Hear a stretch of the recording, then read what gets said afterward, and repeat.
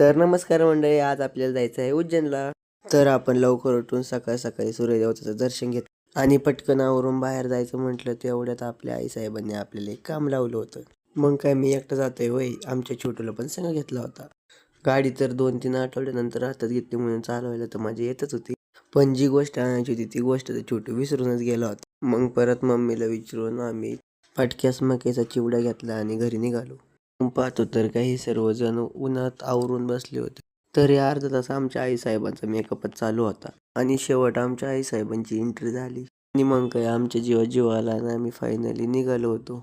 पण आम्हाला आमच्या पर्सनल खर्चाने एक टमटम करायला लागली होती. सर्वांचे चेहरे फुललेले होते, सर्वजण खूप खुश होते. पण त्यात एक मॅटर झाला. आई, मी, प्राची आम्ही मोबाईल पाहतोय म्हटल्यावर वेदांवर कशाला अन्याय नाही. मग वेदांत पण मोबाईल मागवत होता, परंतु त्याला मोबाईल दिला नाही म्हणून तो रुसून बसला होता. मग आम्ही काही शांत बसतोय, आम्ही त्याला अजून उचकत होतो. आणि फायनली आम्ही रेल्वे स्थानकावर पोचलो. आणि मी तर पहिल्यांदाच रेल्वेत बसणार म्हणून मी तर खुश होतोच.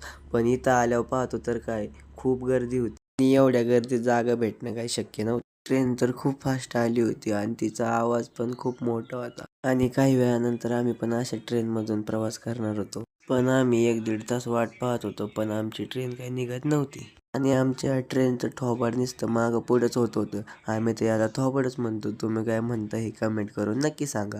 फायनली इतक्या गर्दीतून आम्हाला शेवटी सीट भेटलीच. आणि मी प्रत्येकाचा शूट घेत होतो, पण हा भाऊ तर खूपच लाजत होता.